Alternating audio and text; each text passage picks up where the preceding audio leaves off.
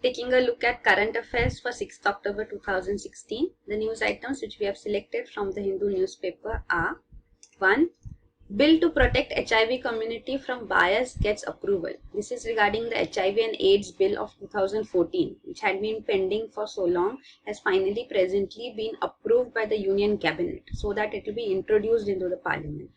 This bill prohibits discrimination against HIV positive people, so that if there, discriminations are generally seen in cases of renting a house, in cases of getting medical access, being admitted to hospitals, in education, admissions in educational institutions, both public and private sector, as well as in seeking jobs in both public and private sector.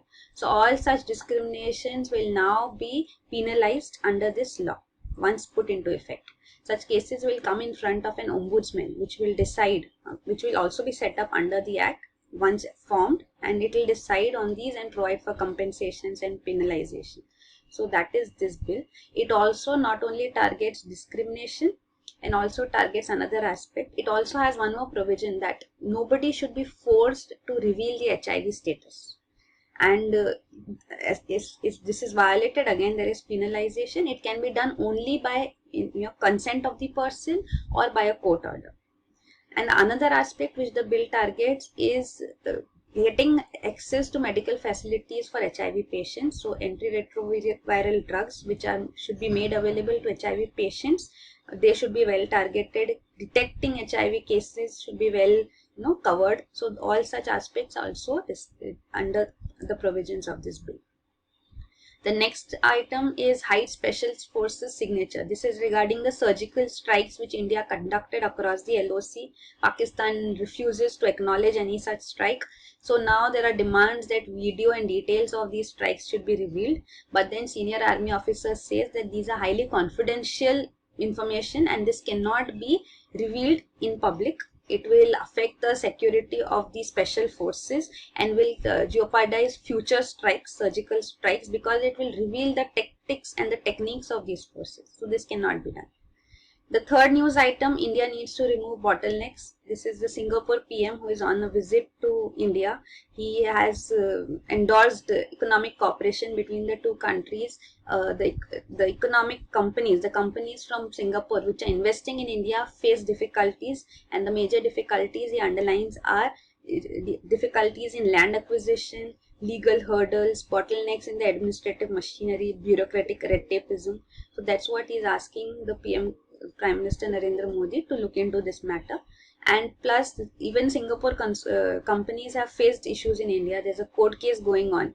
A consortium of Singaporean companies are building the smart city in Amravati. So that is a proposal for that, to build this smart city. Amravati is the new capital formed of the state of Andhra Pradesh after bifurcation from Telangana. So they are having proposals for this, but then there are court cases going on in this case. Then even in Gujarat, they are planning an industrial park. Again, in land acquisition, there are problems occurring over there. So these are the problems which Singapore companies face in India, which need to be tackled. Another aspect is also Singapore is the largest source of FDI for India now. Till before this it was Mauritius. Now Singapore has overtaken it. With Mauritius, we reframed our double taxation avoidance agreement because it was felt that in Mauritius the tax rates are quite low.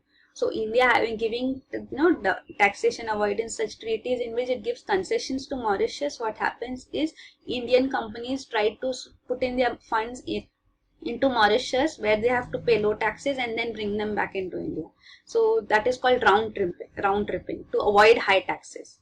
So again, Mauritius also has low tax rates, but it says that we are different from Mauritius. We make sure that all investments coming into Singapore are legitimate. So that is the assurance given by Singapore PM.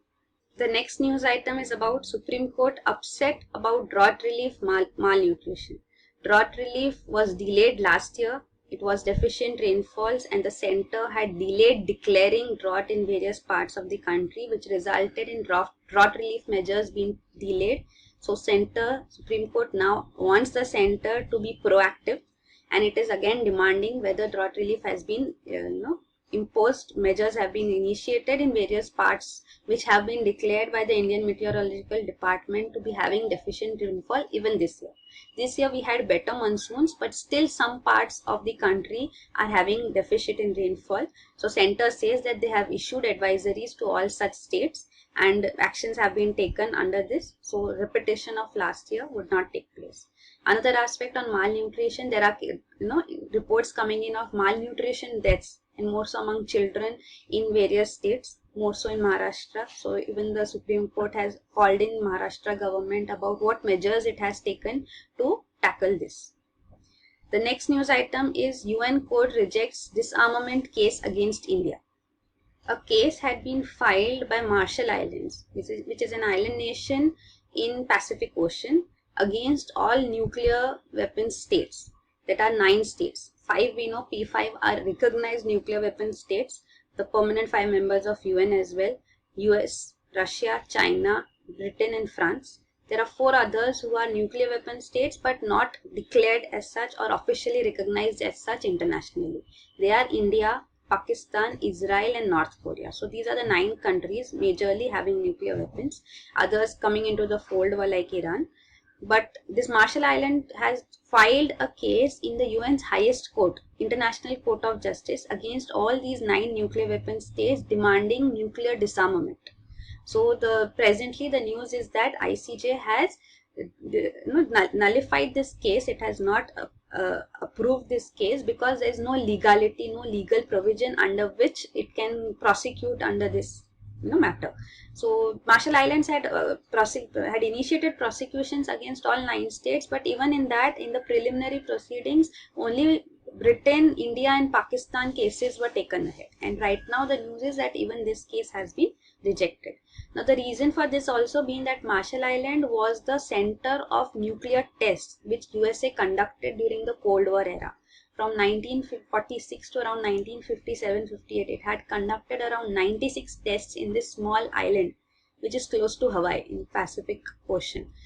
So here the test, like a hydrogen bomb test which was conducted here, was much more powerful than even the Hiroshima Nagasaki bombing. So you can imagine the amount of nuclear contamination which has occurred due to these nuclear tests, that even after decades the present issue still prevails. There is still contamination even when people tried to go and rehabilitate in those regions, reoccupy those regions which they had left because of these nuclear tests. After they had been declared safe by scientists, they saw that nuclear contamination still prevailed.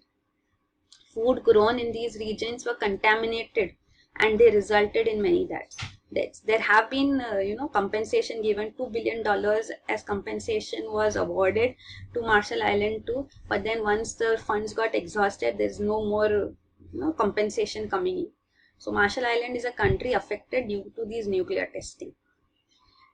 Then the next news item is Center mulls aviation emission offsets.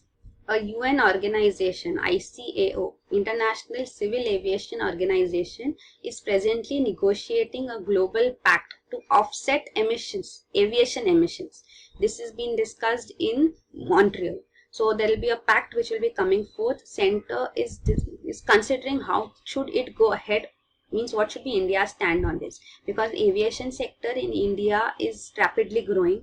In the next few decades we'll have very high growth rate. In developed countries aviation sector is already developed, so there is no much chance of more growth in that. But India is a developing country where this sector is growing. So as the aviation sector grows, there will be more airplanes flying and there will be more greenhouse emissions also due to these aircrafts and fuel emissions.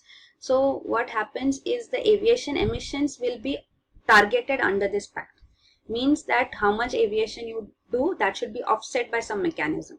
So India would have a major burden. So now again it is discussing what should be the stand of developing countries here, because what they need is modern technology and funding to go ahead with this. So that is the case. And the last news item is about the Chemistry Nobel Prize 2016, which was recently awarded. We'll discuss this in detail. So going ahead, the bill, HIV and AIDS Bill 2014, as we have already discussed, to prohibit discrimination, to make antiretroviral drugs available to patients. So those are the major provisions. and of course not disclosing the identity of HIV status, not compelling to disclose on any person. This is about the antiretroviral drugs therapy being made available to patients. This is the percentage of HIV patients having antiretroviral therapy available to them in India and compared to the world. So it is much lower in India. So there is a high requirement to have this imposed, which is also part of the provisions in the bill to make antiretroviral therapy available. Next, the surgical strikes information cannot be disclosed. So that is detailed here. We have discussed all provisions of this. Then the bottleneck which Singapore PM spoke about. As we know, Modi's government lookist policy, so we want to improve bilateral trade, but with Singapore, bilateral trade gap has been increasing. So India's percentage has been decreasing over the years.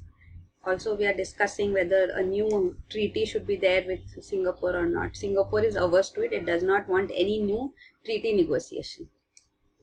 Then drought relief and malnutrition. The Supreme Court asking for center and the states to give details to it about what actions they are taking on drought and in malnutrition cases also. Then the next item about International Court of Justice case filed by Marshall Islands. This we discussed. It has been rejected. No legality for the case. Marshall Islands nuclear tests. This also are detailed out here. You can read all this on the website on asia.com. This is the Marshall Islands, the country in Pacific Ocean here. Towards the east are the Asian countries, Australia, and here is Hawaii Island of USA, and USA lies to the right here. Then the next news item, civil aviation emission norms. So this also we have discussed about the Global Pact, which is being discussed at Montreal presently. Then the last news item, Chemistry Nobel for Molecular Machines, which had been announced presently. We'll discuss this in detail. So this year's Nobel Prize for Chemistry has been given for developing molecular machines to 3 scientists. So these are the smallest possible machines, a molecule or a group of molecules functioning as machines. So each one of them has contributed towards this, the controlling the molecules and then making them move in a particular manner and energizing them and making them function as required. So a stimuli of either light or temperature being given and these molecules work as required. So these are also making possible what we hear as nanobots, nanorobots. So all this is possible because of their contribution. So that's why they have been rewarded. So there are multitude of applications possible in future because of this research. Each one of them contributed on one aspect and the other scientist worked further on that contribution and they have finally evolved what we know today as molecular machines. So the research, as we see, the first scientist, Mr. Sauvage, in 1983, he linked 2 molecules, ring-shaped molecules together, so forming a chain. So this was his first time that this was made possible. Then the second scientist, Mr. Stoddard. Now these names are not important for UPSC prelims, so don't try to remember or by heart their names and countries. So Mr. Stoddard, he made this threaded molecule, move on an axle. So he showed that this can move along an axle. So controlling the molecules and then making them move on an axle here. So they can shift and move here. So that was shown. And the third scientist finally was able to direct them in a particular direction. So giving a stimuli and they move in a particular direction. So controlling the movement of these molecules. So based on this research has resulted in formation of molecular machines. And this is the contribution for which the Nobel Prize in Chemistry has been given this year. So these are the news for today. You can read up all these news items on asia.com. The editorial and question bank will be uploaded in a separate video. And if you like these videos, please do like our videos, comment on them, and of course subscribe to our channel so that you would come to know whenever a new video is uploaded and you can access them. Thank you.